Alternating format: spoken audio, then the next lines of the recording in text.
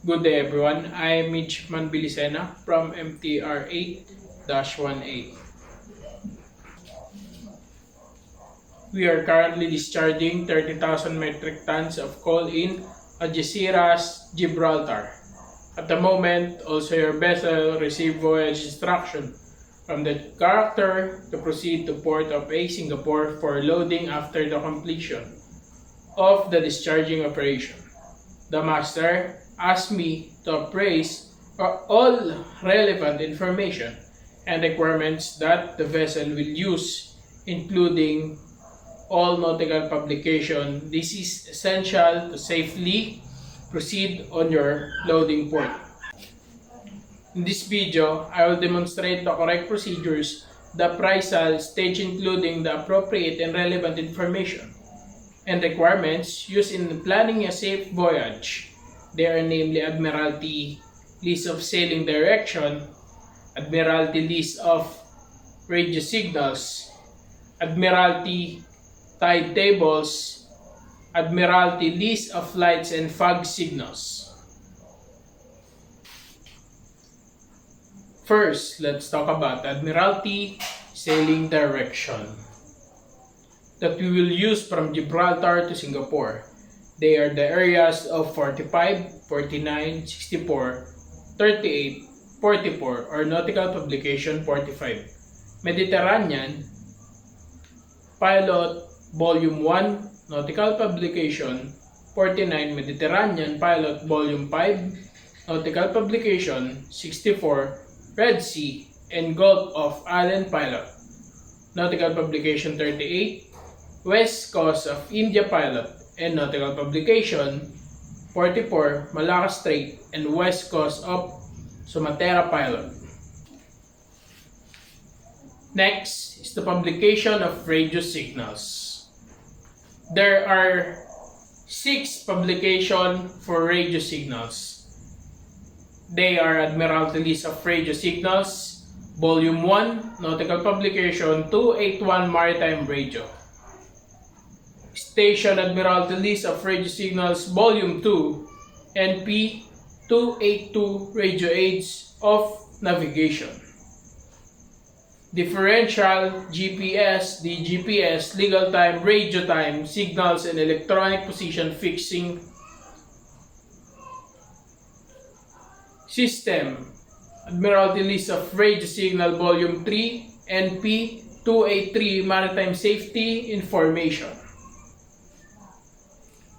Services, Admiralty List of Radio Signal Volume 4, NP 284 Meteorological Observation. Station, Admiralty List of Radio Signal Volume 5, NP 285 Global Maritime Distress and Safety, and lastly the Admiralty List of Radio Signal Volume 6, NP 286 Pilot Services, Vessel Traffic Services and Port Operations.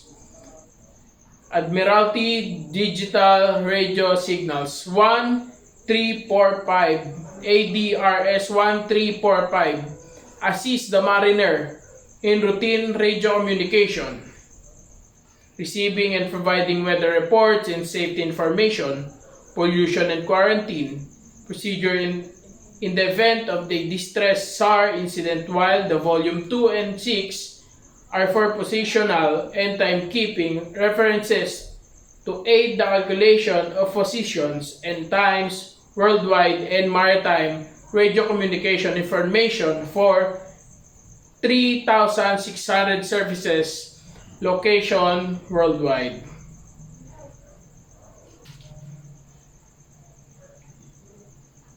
In our voyage, we will use the ADRS volumes 1, 2, 3, 4, 5, both areas 1 and 2, while in volume 6 of ADRS, we will get the part 1, 3, 8, and 4.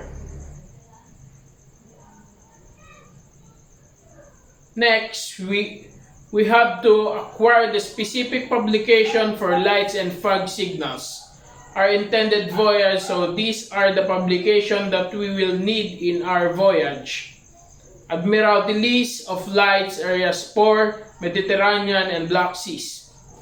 Admiralty List of Lights Area 5, Red Sea, the Gulf and Indian Ocean, and Admiralty List of Lights Area 6, Singapore to Sea of Okhotsk and Philippines.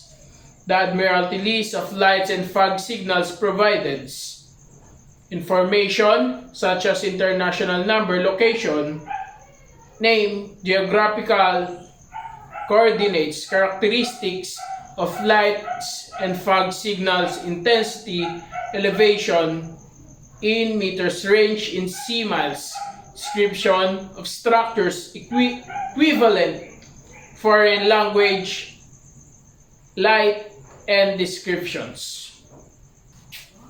Another important publication that must be acquired is the Admiralty List of Tides tables, since it can provide us outline methods of prediction, the effect of meteorological condition on tides, and provides additional informations on exceptional tidal factors in each area.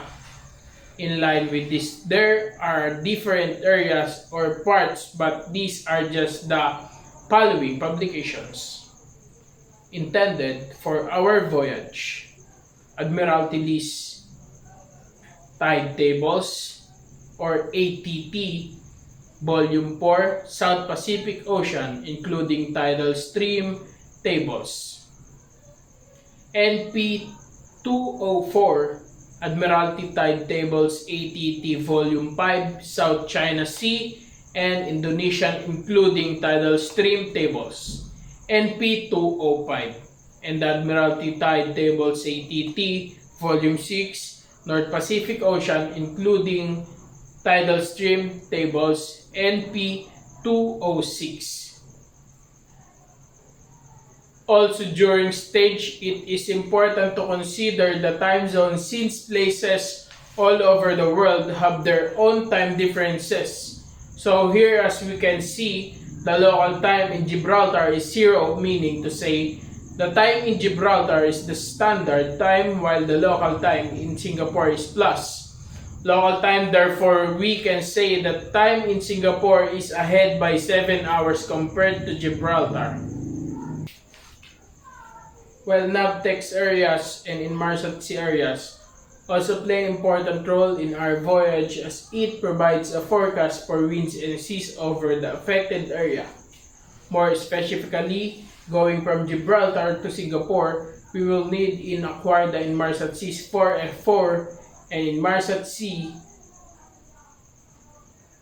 4F1 within the Indian Ocean region, or IOR, and Pacific Ocean region, or POR, and the designated NAVTEX areas, which include the NAV Area 3, Spain NAV Area 9, Pakistan NAV Area 8, India, and NAV Area 11 is Japan. And of course, upon entering every port, there are designated area for anchorage. So we will also acquire the position anchorage in Gibraltar and Singapore, along with their pilot and VTS areas. As you can see, anchorage position of Gibraltar is 35 degrees 06 minutes north, 05 degrees 22 minutes west, and for their VHF channel, we have VHF channel 12 and 16, while in Singapore, there are position of anchorage is 01 degrees 30 minutes 51.7 seconds north, 103 degrees 53 minutes 44.7 seconds east, and their VTS area of reporting is Singapore. VTS channel via channel 10, 14, and 73.